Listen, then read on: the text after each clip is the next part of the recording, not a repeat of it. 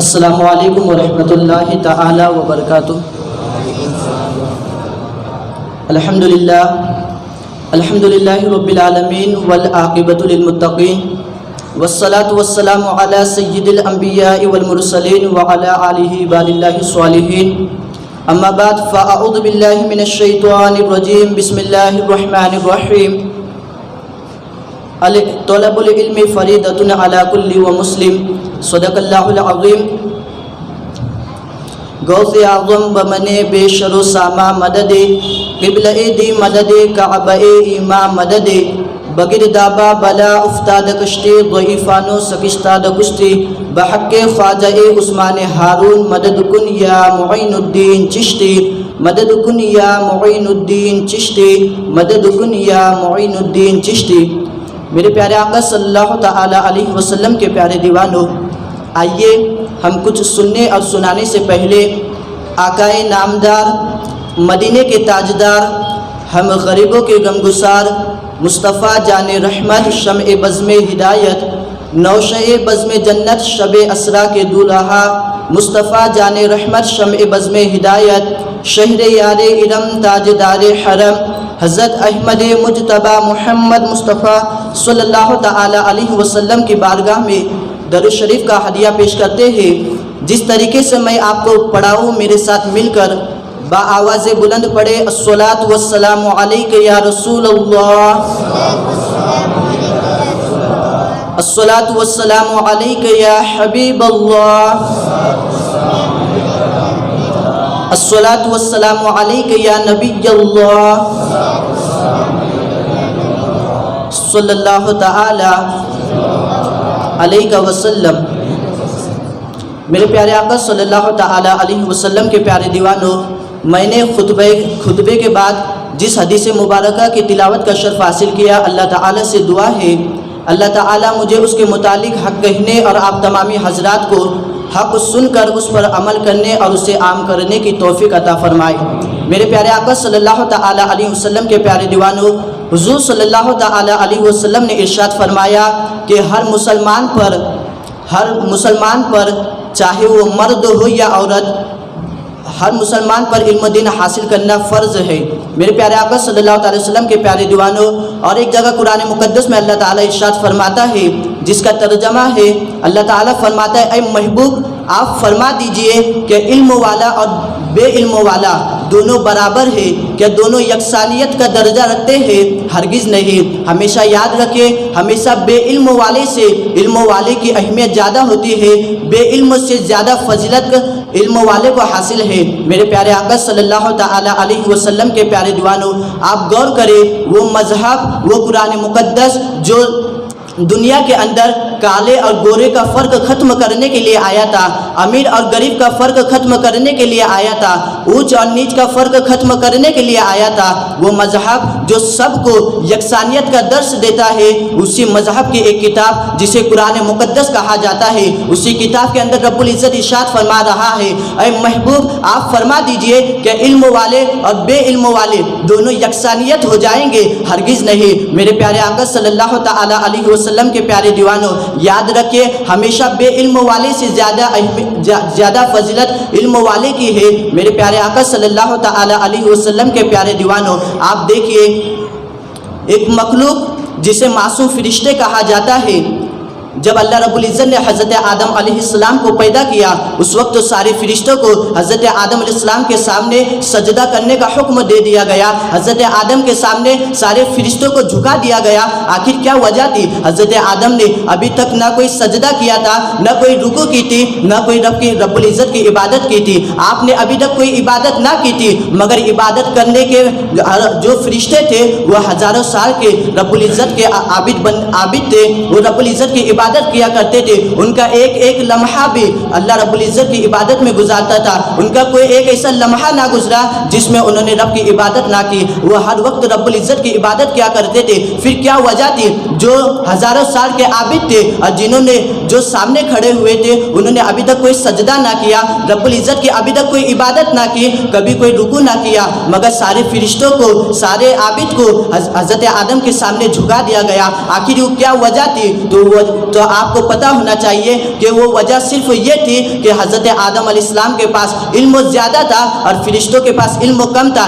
صرف علم کی وجہ سے سارے فرشتوں کو حضرت آدم کے سامنے جھکا دیا گیا اور یہ پیغام دیا گیا کہ اے مسلمانوں، اگر تم دوسری قوموں کو اپنے سامنے جھکتا ہوا دیکھنا چاہتے ہو تو تم حضرت آدم کے علوم کے وارث بن جاؤ، پھر دیکھو دنیا خود بخود تمہارے آگے جھکتی ہوئی چلی جائیں گی. میرے پیارے آقا صلی اللہ تعالی علیہ وسلم کے پیارے دیوانوں، ابھی آپ کے سامنے مدرسے کے کچھ بچوں نے آپ کو کچھ باتیں بتائی. آخر یہ مدرسہ ہے کیا؟ اگر ہم اس کے اور یہ مدرسہ ہمارے معاشرے میں کتنا اہم رول ادا کرتا ہے، اگر ہم اس کی تاریخ دیکھیں تو ہمیں پتہ چلے گا کہ یہ مدرسہ، یہ دارالعلوم حضور صلی اللہ تعالی علیہ وسلم کے زمانے میں بھی تھا. حضور صلی اللہ تعالی علیہ وسلم نے جس جگہ کو اپنے محفل کہہ کر پکارا اسی کو مدرسہ اصحاب صفہ کہا جاتا ہے. میرے پیارے آقا صلی اللہ تعالی علیہ وسلم کے پیارے دیوانوں، یہ مدرسہ کتنا عظیم ہے، اور صرف مدرسہ عظیم نہیں بلکہ اس کے وہاں پڑھنے والے بچے بھی عظیم ہیں. فرمایا گیا کہ جب کوئی طالب علم اپنے گھر سے علم دین حاصل کرنے کے لیے نکلتا ہے تو سمندر میں رہنے والی مچھلیاں بھی اس طالب علم کے لیے سلامتی کی دعا کرتے ہیں. اور فرمایا گیا جب کوئی طالب علم اپنے گھر سے نکلتا ہے تو اللہ رب العزت کے معصوم فرشتے اپنے پروں کو اس کے پیروں کے نیچے بچھا دیا کرتے ہیں. میرے پیارے آقا صلی اللہ تعالی علیہ وسلم کے پیارے دیوانوں، دیکھیے آپ، یہی وہ مدرسہ ہے. جب اس مدرسے میں کوئی بچہ جاتا ہے تو وہاں پر عام انسان جب کوئی جاتا ہے، عام بچہ جب وہاں پر کبھی جاتا ہے تو جس وقت جاتا ہے وہ ایک عام انسان ہوتا ہے، مگر جس وقت وہ مدرسے سے نکلتا ہے تو کبھی ہمارے مسجد کا امام بن کر نکلتا ہے، کبھی محدث اعظم بن کے نکلتا ہے، کبھی مفکر اسلام بن کر نکلتا ہے، کبھی ہمارے وقت کے امام اہل سنت بن کے نکلتے ہیں. اور جس وقت وہ مدرسے سے نکلتے ہیں اور اپنی قلم کو چلاتے ہیں تو کبھی بخاری شریف وجود میں آتی ہے، کبھی ترمذی شریف وجود میں آتی ہے، کبھی ابو داؤد شریف وجود میں آتی ہے، کبھی بخاری شریف وجود میں آتی ہے. میرے پیارے آقا صلی اللہ تعالی علیہ وسلم کے پیارے دیوانوں، یہ کتابیں کب آئی؟ جب بچے مدرسے میں گئے اور وہاں سے پڑھنے کے بعد نکلے اسی وقت یہ ساری کتابیں وجود میں آئی. تو یہ مدرسہ بڑا عظیم ہے. میرے پیارے آقا صلی اللہ تعالی علیہ وسلم کے پیارے دیوانوں، اسی طرح آپ دیکھتے جائیے جب کسی کے گھر میں انتقال ہوتا ہے تو وہاں پر کون آتا ہے؟ اسی مدرسے سے پڑھا ہوا بچہ آتا ہے. اور جب کسی کی یہاں شادی ہوتی ہے وہاں پر کون آتا ہے؟ اسی مدرسے سے پڑھے ہوئے آتے ہیں. جب کسی کے یہاں بچے کی ولادت ہوتی ہے تو وہاں پر کون آتا ہے؟ اسی مدرسے سے پڑھے ہوئے آتے ہیں.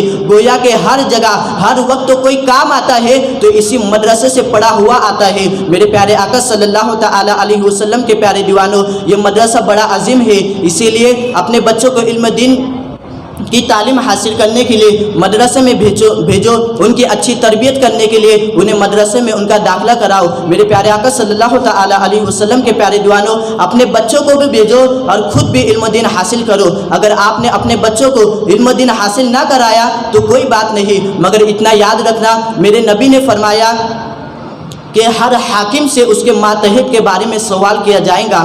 یعنی ایک استاد سے اس کے شاگردوں کے بارے میں پوچھا جائے گا، ایک باپ سے اپنی اولاد کے بارے میں پوچھا جائے گا کہ بتا تیرے بیٹے کا حاکم تھا، تیرا بیٹا تیری بات مانتا تھا، آخر تو نے تیرے بیٹے کو علم دین کیوں نہ سکھایا؟ تو نے اپنے بچے کو علم دین کیوں نہ سکھایا؟ اس وقت ہمارے پاس کیا جواب ہوگا؟ میرے پیارے آقا صلی اللہ تعالی علیہ وسلم کے پیارے دیوانوں، اب بھی وقت ہے، ہم سدھر جاؤ، اسی لیے اپنے بچوں کو مدرسے میں بھیجو. میرے پیارے آقا صلی اللہ تعالی علیہ وسلم کے پیارے دیوانوں،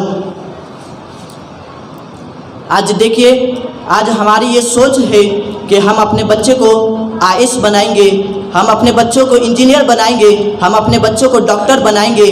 کتنا اچھا ہوگا اگر ہم اپنے بچوں کو آئیس بنائے تو اس کے ساتھ حافظ قرآن بھی بنائے، اور ہمارا بچہ دن میں ڈیوٹی کرے، ہمارا بچہ ڈیوٹی کرے، اور جس وقت مسجد کے اذان بلند ہو اس وقت ہمارا بچہ ڈیوٹی کو چھوڑ کر مسجد میں آ کر نماز بھی پڑھائے. اور ہمارا بچہ اگر ڈاکٹر ہو تو وہ ڈاکٹر بنے، اور جس وقت اذان کا وقت ہو، جس وقت نماز تراویح کا وقت ہو تو وہ مسجد میں آ کے نماز تراویح بھی پڑھو. اور ایسا آج سے 150 سال پہلے ہو چکا ہے. جو انگریزوں کے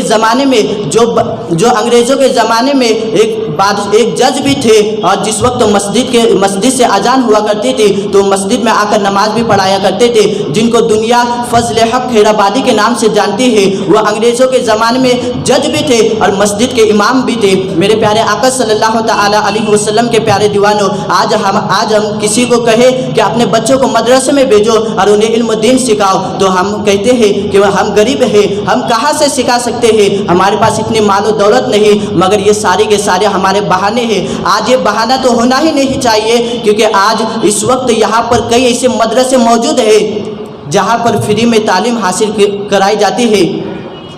मेरे प्यारे आका सल्लल्लाहु ताला अलैहि वसल्लम के प्यारे दीवानों, ये कोई ज़रूरी नहीं कि जिस वक्त शादी हो तो हम नए नए कपड़े खरीदे, एक नहीं बल्कि दो खरीदे, ये कोई ज़रूरी नहीं। हम जूने कपड़े पहनकर भी शादी में जाया जा सकता है। और ये भी कोई ज़रूरी नहीं कि जिस वक्त दिन में 3 मरतबा खाना, ये भी कोई ज़रूरी नहीं। इंसान एक वक्त खाना खाकर भी ज़िंदा रह सकता है। हम 2 वक्त खाना नहीं खाएंगे, बल्कि हमारे बुज़ुर्गों ने हमें ये नारा दिया है कि आधी रोटी खाएंगे मगर बच्चों को पढ़ाएंगे। मेरे प्यारे आका सल्लल्लाहु ताला अलैहि वसल्लम के प्यारे दीवानों, जितना गुटखा खाकर हम हज़ारों पे गटरों में फेंक दिया करते हैं, अगर उतने ही पैसे हम बचा ले तो हम अपने बच्चों को खूब पढ़ा सकते हैं, हम अपने बच्चों को खूब पढ़ा लिखा सकते हैं, उन्हें खूब तालीम हासिल करा सकते हैं। मेरे प्यारे आका सल्लल्लाहु अलैहि वसल्लम के प्यारे दीवानों, सिर्फ 10 से 15 साल अगर एक माँ बाप अपने ख्वाहिशात पे कंट्रोल कर ले, अपने ख्वाहिशात को बचा ले और अपने बच्चे की फ़िक्र करे कि मुझे अपने बच्चों को तालीम देना है, फिर देखो हमारा बच्चा कैसा नहीं पढ़ सकता। आज हम कई रुपए गुटखा खाकर इधर उधर थूक देते हैं, फिल्में देखकर पैसे उड़ा देते हैं, शराब पीकर पैसों को खर्च कर देते हैं। अगर हम सिर्फ इतने पैसे बचा ले तो हम अपने बच्चों को खूब पढ़ा सकते हैं, उनकी खूब अच्छी तरीके से तरबियत कर सकते हैं। मेरे प्यारे आका सल्लल्लाहु ताला अलैहि वसल्लम के प्यारे दीवानों, आज हमारे मुआशरे का हाल क्या है? बच्चा 14 से 15 साल का हो जाता है मगर अभी तक हमने अपने बच्चों की अच्छी तरबियत ना की। आइए आपको मैं बताऊं, हज़रत इब्राहीम अलैहिस्सलाम अपने बेटे से कहते हैं, जिनकी उम्र मुबारका सिर्फ 7 से 8 साल है, अपने हज़रत इब्राहीम अलैहिस्सलाम अपने बेटे से कहते हैं, अरे बेटे इस्माइल, मैंने ख्वाब देखा है कि मैं तुझे ज़बह कर रहा हूँ।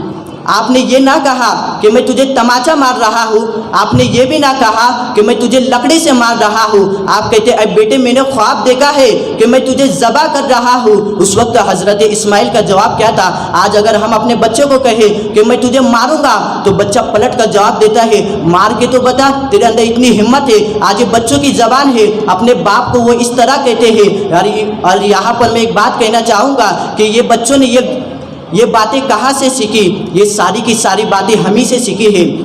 अगर जब बच्चा छोटा होता है तो अपने माँ बाप को देखकर सीखता है। अगर बच्चों के सामने अगर एक बाप अपने बाप को ऊंची आवाज़ में बातें करता है, अपने बाप को पलटा कर जवाब देता है, उस वक्त ये बच्चा देखता है। और जब बड़े हो जाते हैं तो यही बच्चा हमें भी पलट कर जवाब देगा, क्योंकि इसे पता है कि जब मैं छोटा था तो मेरे सामने ये मेरे दादा को पलट कर जवाब दिया करता था, मेरे दादा से चिल्ला कर बातें किया करता था, इसीलिए वो भी आपकी नाफरमानी करेगा, वो भी आपको पलट कर जवाब देगा, आपसे चिल्ला कर बातें करेगा। ये तरबियत का तरीका नहीं। मगर आप देखिए, जब बच्चा छोटा होता है और अगर किसी का बाप किसी को कुछ कहे और वह अपनी निगाहें को झुका ले, अपनी ज़बान को बंद कर दे, तो वो जब बच्चा छोटा होता है तो वो देखता है कि जब मैं छोटा था तो जब मेरे दादा मेरे बाप को कुछ कहता था तो मेरे बाप की यह आदत थी कि वो अपनी निगाहें को झुका लिया करता था, अपनी ज़बान को खामोश कर लिया करता था। तो जिस वक्त हम अपने बच्चों को कुछ कहेंगे तो वो बच्चा कभी आपको पलट कर जवाब नहीं देगा, कभी आपसे चिल्ला कर बातें ना करेगा, क्योंकि उसे पता है कि जिस वक्त मैं छोटा था तो मैंने देखा था कि मेरा बाप मेरे दादा के सामने कभी चिल्ला कर बात ना की, फिर वो कभी अपने बाप से चिल्लाकर बात ना किया करेगा। ये तरबियत का तरीका है। मगर आज हमने अपने बच्चों को सही तरीके से तरबियत ना की। اسی لیے اپنے بچوں کی اچھی تربیت کرنا چاہتے ہو تو انہیں مدرسے میں بھیجو. تو میں عرض کر رہا تھا حضرت ابراہیم علیہ السلام اپنے بیٹے حضرت اسماعیل سے کہتے ہیں جن کی عمر مبارکہ صرف 8 سال ہے، ان سے کہا جا رہا ہے اے بیٹے میں نے خواب دیکھا ہے کہ میں تجھے ذبح کر رہا ہوں. اس وقت حضرت اسماعیل کا جواب کیا تھا آپ کو پتہ ہے؟ حضرت اسماعیل کا جواب تھا اے میرے باپ آپ وہی کیجئے جس کا حکم اللہ رب العزت نے آپ کو دیا ہے. حضرت اسماعیل 8 سال کی عمر میں یہ جواب دے رہے ہیں. یہ ایسی تربیت ہونا چاہیے. میرے پیارے آقا صلی اللہ تعالی علیہ وسلم کے پیارے دیوانوں، آج ہم نے اپنے بچوں کو دنیا کا علم دیا مگر دین کی تعلیم سے ہم نے اپنے بچوں کو بہت دور رکھا ہے. اپنے بچوں کو علم دین سکھاؤ. اپنے بچوں کو ڈاکٹر بناؤ تو ڈاکٹر کے ساتھ حافظ قرآن بھی بناؤ. اور اتنا یاد رکھنا یہ کوئی ضروری نہیں کہ ایک ڈاکٹر ماں باپ کا فرما بردار ہو، ایک انجینئر ماں باپ کا فرما بردار ہو، ایک ٹیچر ماں باپ کا فرما بردار ہو. یہ کوئی ضروری نہیں. ایک ڈاکٹر ہونے کے بعد بھی ماں باپ کا نافرمان ہو سکتا ہے. ایک ٹیچر ہونے کے بعد بھی ماں باپ کی گستاخی کر سکتا ہے. ایک انجینئر ہونے کے بعد بھی ماں باپ سے چلا کر بات کر سکتا ہے. آپ نے اسی طریقے سے کئی ساری چیزیں دیکھے ہوں گے مگر آپ کو یہ پتہ ہونا چاہیے کہ جب بچہ ایک حافظ قرآن بنتا ہے، جب کوئی بچہ عالم دین بنتا ہے تو وہ کبھی ماں باپ کی نافرمانی نہیں کرتا. آپ نے کسی عالم دین کو ماں باپ کی نافرمانی کرتے ہوئے نہیں دیکھا ہوگا کیونکہ اسے پتہ ہے کہ یہی وہ ماں ہے جس کے پیروں کے نیچے اللہ رب العزت نے جنت کو بنا دیا ہے. اسی ماں کے قدموں کے نیچے جنت ہے تو کبھی ماں سے چلا کر بات نہیں کیا کرتا ہے. میرے پیارے آقا صلی اللہ تعالی علیہ وسلم کے پیارے دیوانوں، حضور صلی اللہ تعالی علیہ وسلم نے فرمایا اپنے بچوں کو سب سے پہلے 3 باتیں سکھاؤ. اپنے باپ کے نام سے پہلے، اپنے دادا کے نام سے پہلے، اپنے دادی کے نام سے پہلے، گویا کہ ہر چیز کے نام سے پہلے انہیں صرف 3 باتیں سکھاؤ تو تمہارا بچہ جہنم کی آگ سے بھی بچ جائے گا اور دنیا کی مصیبت سے بھی بچ جائے گا. آج ہر ماں باپ کی یہ فکر ہے. ہر ماں باپ اپنے بچوں کا اتنا خیال رکھتے ہیں کہ اپنے بچے کو اگر ایک مونگی کاٹ لے تو ماں کا دل تڑپ اٹھتا ہے.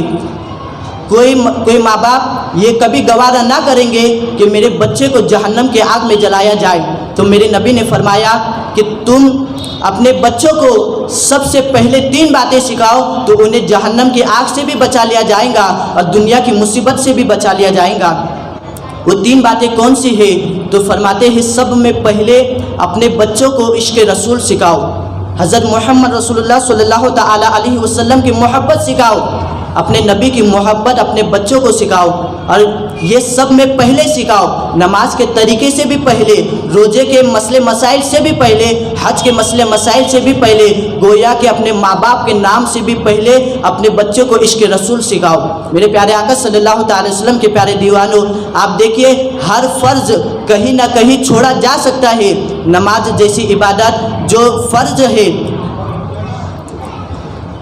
فرمایا گیا کہ جس وقت کوئی بندہ نماز پڑھ رہا ہے وہ نماز جس کی بہت ساری فضیلت آئی ہے، فرمایا گیا جب کوئی بندہ نماز پڑھتا ہے اور نماز کے اندر اگر سامنے سانپ آ جائے تو اس وقت نماز پڑھنا ضروری نہیں بلکہ اپنی جان بچانا ضروری ہے. فرمایا گیا اسی وقت نماز کو توڑ دو اور وہاں سے چلے جاؤ. تو اور فرمایا گیا اسی طریقے سے آپ دیکھیے اگر کوئی حاجی ہمیشہ حج کرتا ہے مگر اب اس کے پاس مال و دولت نہیں تو اس سے یہ اجازت ہے کہ وہ حج نہ کرے. اگر زکوٰۃ دینے کے وہ قابل نہیں تو اس سے یہ حکم دیا گیا کہ اس سال تو زکوٰۃ نہ دے کیونکہ اس کے پاس مال و دولت نہیں. اسی طریقے سے آپ دیکھیے ہر فرض کو چھوڑنے کی اجازت کہیں نہ کہیں دی گئی ہے مگر عشق رسول ایک ایسا فرض ہے جسے کہیں نہیں چھوڑا جا سکتا. اگر عشق رسول کو چھوڑ دیے، نبی کی محبت کو اپنے دل سے نکال دو گے، اس وقت تمہاری ساری عبادتیں ناقبول ہو جائیں گی، تمہاری عبادتیں کچھ کام نہ آئیں گی. تو فرمایا گیا سب سے پہلے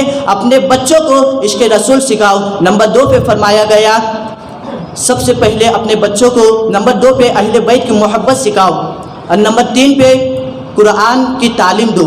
اپنے بچوں کو نمبر 3 پہ قرآن کی تعلیم دو. یہ 3 باتیں اپنے بچوں کو سکھاؤ تو انشاءاللہ وہ قیامت کے دن جہنم کی آگ سے محفوظ ہو جائیں گے. میرے پیارے آقا صلی اللہ تعالی علیہ وسلم کے پیارے دیوانوں، اسی لیے اپنے بچوں کو علم دین حاصل کراؤ. طالب علم کے حوالے سے فرمایا گیا ان کی فضیلت میں آتا ہے کہ جب کوئی ایک طالب علم किसी कब्रिस्तान में जाता है तो उस कब्रिस्तान से 40 दिनों तक अल्लाह रब्बुल इज़्ज़त अपने अजाब को उठा लिया करता है। ये तालिब इल्म की फजीलत है, इसीलिए इल्म दिन हासिल करो और इंशाअल्लाह इल्म दिन हासिल करो। अल्हम्दुलिल्लाह आप ही के शहर में एक मदरसा चल रहा है जिसका नाम दारुल उलूम अहले सुन्नतुल गौसिया है। वहाँ पर अपने बच्चों को भेजो, वहाँ पर तालीम के साथ साथ तरबियत भी की जाती है। तो आप सभी से गुजारिश है कि आप अपने बच्चों को इस मदरसे में अपने बच्चों का दाखिला कराएं और सुन्नी दावत इस्लामी से जुड़ जाइए। और इंशाअल्लाह सुन्नी दावत इस्लामी से जुड़ने के बाद हमारी ये जो सोच है ना कि हम अपने बच्चों को नहीं पढ़ा सकते, और जो कुछ भी सोच है वो सारी सोच बदल जाएंगे। अपने बच्चों को मदरसे में भेजो, मदरसे का खूब ताउन करो। अल्लाह रब्बुल इज़्ज़त से दुआ है अल्लाह ताला हमें कहने सुनने से ज़्यादा अमल करने की तौफीक अता फरमाए। अस्सलामु अलैकुम व रहमतुल्लाहि ताला व बरकातुहू।